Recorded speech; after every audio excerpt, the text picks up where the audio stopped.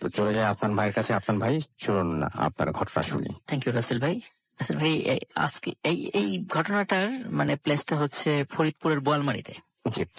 তো ওখানে বোয়ালমারীতে যারা সারা বাংলাদেশে কিন্তু অনেকে আছেন যারা ওই লোকাল ভাবে মোটরসাইকেল ভাড়ায় চালান।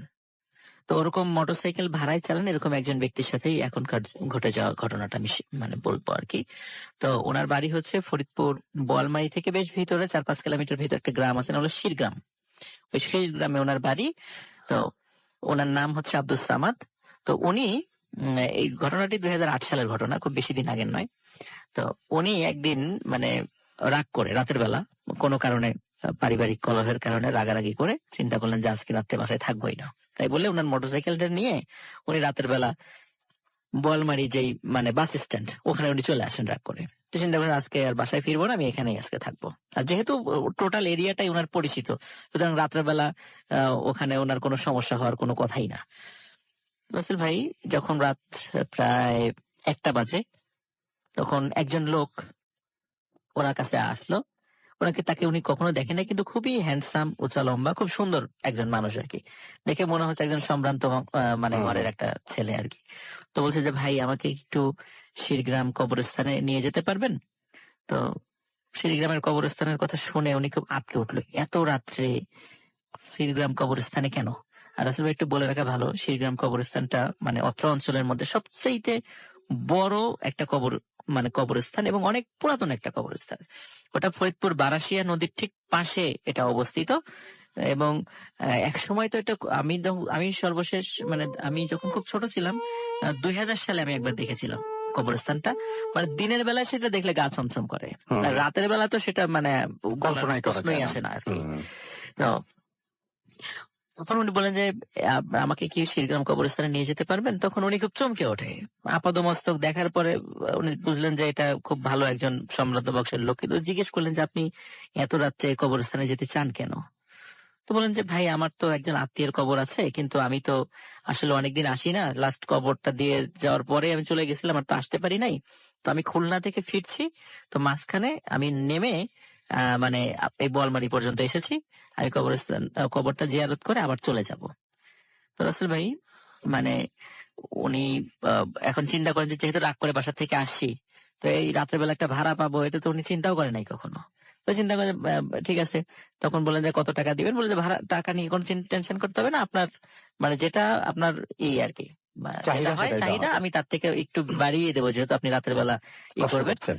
তো এখন উনি রাসেল ভাই রাজি হন। বলে ঠিক আছে। আর ওনার বাড়ি যেহেতু শিরগ্রামে ছিল, সুতরাং মনে করেন উনি ভালোই হলো আর কি। আর সারাদিনে তেমন কোনো ওই দিন কোনো ভাড়া উনি পান নাই আর কি। তো চিন্তা করে রাতের বেলা একটা পাওয়া মানে একটা খুবই একটা সৌভাগ্যের বিষয় উনি মনে করলেন আর কি। উনি রাসেল ভাই ওনাকে মোটরসাইকেলের পাশে মানে বসিয়ে মানে শিরগ্রামের দিকে যাওয়া শুরু করলেন। রাসেল ভাই, নর্মালি মানে ওই ওজনের যেই লোক, যদি উনি তো দীর্ঘদিন ধরে মোটরসাইকেল চালান আর কি, ভাড়ায় চালান, তো ওই ওজনের লোক বসলে উনি যেভাবে সাধারণত মোটরসাইকেলের গতিটা থাকে, দেখলেন যে ওনার মোটরসাইকেলের গতি অনেক কম। মনে হচ্ছে উনি বাইসাইকেল চালাচ্ছেন, এমন একটা অবস্থা। উনি যতই মানে স্পিড দিচ্ছেন, তো অতটা স্পিড হচ্ছে না। তখনই চিন্তা করেন হয়তোবা কোনো কারণে মোটরসাইকেলের টেকনিক্যাল প্রবলেমও তো হতে পারে। তো উনি এটাই মনে করছিলেন। তারপর রাসেল ভাই উনি যাচ্ছিলেন। কিন্তু রাসেল ভাই, যে অনেক সময় বেশি ওয়েট হয়ে যায় গাড়িতে, তখন কিন্তু হেডলাইটের আলোটা একটু কমে আসে। তখন উনি মনে হচ্ছিল যে হেডলাইটের আলোটাও কমে আসে। তা বোঝা যাচ্ছিল মোটরসাইকেলের উপর প্রচুর ওয়েট হয়েছে আর কি। তো যাই হোক রাসেল ভাই, উনি শিরগ্রাম কবরস্থানে যান। তো ওখানে যাওয়ার পরে একটা জায়গায় কবরস্থানের পাশের রাস্তা একটা জায়গায় এসে বলে এইখানে থামেন। ওই পিছনের লোক বলে এখানে থামেন, আমি নিচে নেমে যাচ্ছি। মানে কবরস্থান থেকে রাসেল ভাই রাস্তা কিন্তু একটু উঁচু, তখন ওই রাস্তা থেকে নিচে নেমে যেতে হয় কবরস্থানের দিকে। তখন বললেন যে আপনি এখানে দাঁড়ান মোটরসাইকেল নিয়ে, আমি কিছুক্ষণ পরে আসতেছি, আপনি আমাকে ডাকাডাকি করবেন না, আমি নিজেই চলে আসবো। তখন আসলে উনি দেখলেন যে লোকটা নিচের দিকে নেমে গেল। আর তখন মানে চাঁদনি রাত ছিল, তখন বেশ যতটুকু মানে যদিও ওই কবরস্থানের জায়গাটা বেশ অন্ধকার, তারপরে যতটুকু দেখা যাচ্ছিল গাছের ফাঁকা দিয়ে, তো দেখলেন যে উনি একটু নিচে নেমে গিয়ে দোয়া পড়ছেন। বেশ মানে উচ্চ স্বরে উনি দোয়া পড়ছেন। তখন পড়তে পড়তে হঠাৎ করে মনে হলো রাসেল ভাই যে এই ওনার দোয়া পড়ার শব্দটা আস্তে আস্তে ওনার মোটরসাইকেল যিনি আব্দুল সামাদ ভাই, ওনার কানে মনে হয় আস্তে আস্তে একটু কম আসছে, মানে মিলিয়ে যাচ্ছে আস্তে মিলিয়ে আস্তে। যাচ্ছে। তো উনি খেয়াল করলেন যে ওই লোকটা আস্তে আস্তে কবরস্থানের ভিতর দিকে চলে যাচ্ছে। হুম হুম তখন উনি চিন্তা করলেন কি ব্যাপার, ওনার তো এক জায়গায় দাঁড়িয়ে দোয়া করার কথা, উনি ভিতরে যাচ্ছেন কেন? হুম হুম তারপরও যেহেতু উনি বলেছিলেন যে আমাকে ডাকবেন না, আমি নিজেই আসব। আর তখন উনি চিন্তা করেন থাক, উনি হয়তো বা নিজেই আসবেন, তো আমি আর না ডাকি। উনি ওখানে মোটরসাইকেল নিয়ে ওয়েট করতেছেন। হুম হুম রাসেল ভাই অনেকক্ষণ হয়ে যায়, 10 মিনিট, 20 মিনিট, আধা ঘন্টা, 1 ঘন্টা হয়ে গেছে, আর কোনো খবর নাই। তখন উনি চিন্তা করছেন এমনি তো জায়গাটা ভয়ঙ্কর, না জানি উনি কোনো বিপদে পড়ে নাই তো। আচ্ছা। উনি ওই চিন্তা করেছেন। তো এই চিন্তা করে এখন উনি আবার বাসা থেকে আসলে টর্চ লাইট তো নিয়ে আসেন নাই। হুম হুম এখন উনি কিভাবে দেখবেন যে দূরে থেকে টর্চ লাইট মারবেন? তখন উনি চিন্তা করে সমস্যা কি, মোটরসাইকেল তো আছে। স্টার্ট দেওয়ার পরে মোটরসাইকেল হেডলাইটের আলো যেটা থাকবে সেটা দিয়ে একটু অনেক দূর তো দেখা যাবে। হুম হুম তো আমি ওটা দিয়েই দেখি। তখন মোটরসাইকেল স্টার্ট দিয়ে হেডলাইটের আলো যখন আসলে জ্বালিয়ে কবরস্থানের দিকে ফোকাস করেছেন ওই ভিতরে, হুম তখন উনি দেখেন যে ওই লোকটি বিশাল দেহী 2 জন লোকের সাথে কথা বলছে দাঁড়িয়ে। আচ্ছা। এবং হঠাৎ করে আলো যখন পড়েছে তখন সবাই, মানে ওই 2 জন, ওই বিশাল দেহী 2 জন এবং ওই ব্যক্তি, মানে প্রচন্ড, মানে মানে রাগী চেহারায় ওই মোটরসাইকেলের চালক যিনি আব্দুল সামাদ ভাইয়ের দিকে তাকিয়েছেন। তো উনি এই হঠাৎ করে এই বিভৎস দৃশ্য দেখার পরে, মানে উনি আসলে আর ওনার সেন্সটা রাখতে পারেন নাই। উনি ওখানেই সেন্সলেস হয়ে পড়ে যান। তো ওনার বাড়ি যেহেতু শিলগ্রামেই ছিল, তো উনি রাসেল ভাই যখন সকালবেলা সবাই ওনাকে চিনতে পারে, তার বাসায় নিয়ে যায়, জ্ঞান ফেরে। জ্ঞান ফেরার পর উনি সবাইকে ঘটনাটা বলেন যে আমি এরকম এরকম দেখেছি। রাসেল ভাই, তো উনি কিন্তু একটা বিষয়, ওনার মানিব্যাগ যেটা ছিল, মানিব্যাগ পরবর্তীতে উনি খুলে দেখেন, ওনার মানিব্যাগে কিন্তু যখন বাসা থেকে বের হন হুম হুম 30 থেকে 40 টাকা ছিল। আচ্ছা। উনি মানিব্যাগ খুলে দেখেন ওনার ওই 30-40 টাকার সাথে 2000 টাকা আছে ওখানে, এক্সট্রা। এক্সট্রা 2000 টাকা হুম আছে। তো উনি কিছুতেই বুঝতে পারতেছেন না যে এই 2000 টাকাটা কোথা থেকে আসলো। সবাই বলতেছে তোমরা কি কেউ আমার মানিব্যাগে বাড়ির লোকের টাকা ঢুকিয়েছে? বলে না তো, তোমার যেভাবে ছিল ওভাবেই তো আমরা নিয়ে আসছি। তখন উনি খুব অবাক হন যে 2000 টাকাটা কোথা থেকে আসলো। তখন উনি মনে পড়েন যে যেই লোকটার সাথে ওনার সাথে ডিল হয়েছিল, হুম হুম তো উনি বলেছিল যে আপনার যা হয় সব মিলে আমি প্রায় 2000 টাকার মতো আপনাকে দিব। হুম হুম হুম তো উনি চিন্তা করেন যে ওই লোকটা তো আমাকে বলেছিল যে 2000 টাকা দেবে, তাহলে এটা কি ওই উনিই দিল? কিন্তু এটা কিভাবে দিল? আমি তো সেন্সলেস হয়ে পড়ে গেলাম, উনি কিভাবে দিল? তো হুম উনি কিছুই ওনার মাথায় ধরছেন না রাসেল ভাই।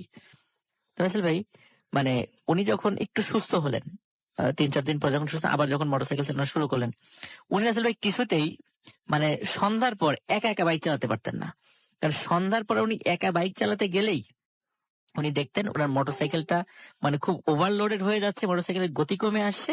এবং ওই যে রাসেল ভাই, ওই যে হেডলাইটের আলো জ্বালিয়ে কবরস্থানের ভিতরে বিশাল দেহী 2 জন ভয়ঙ্কর চেহারার লোককে দেখেছিলেন উনি, দেখেন যে রাস্তার 2 ধারে ওই দুটো লোক দাঁড়িয়ে আছে। উনি যখনই একা একা রাতের বেলা বাইক চালাতে যেতেন তখনই এই ধরনের ঘটনা ঘটতো। তখন রাসেল ভাই এই, মানে, আর তখনই উনি মোটরসাইকেল মানে ফেলে দিয়ে, মানে ফেলে সেন্সলেস হয়ে পড়ে যেতেন। এভাবে একাধিকবার উনি দুর্ঘটনার পতিত হয়েছেন। বড় ধরনের কোনো দুর্ঘটনা না ঘটলেও ছোটখাটো ওনার হাত ভেঙেছে, পা ভেঙেছে, এরকম দুর্ঘটনা। অবশ্যই রাসেল ভাই ফরিদপুর অঞ্চলের একজন, মানে প্রথিতযশা আলিমের কাছে ওনাকে নিয়ে যাওয়া হয়। তো নিয়ে যাওয়া হয়ে গেলে তো উনি বলেন যে আসলে রাতের বেলা ওইভাবে হঠাৎ করে আলো ফেলাটা ঠিক হয় নাই। তো আলো ফেলাটা ঠিক হয় নাই, যেই ব্যক্তিটা আসছিলেন সে একজন জিন ছিল।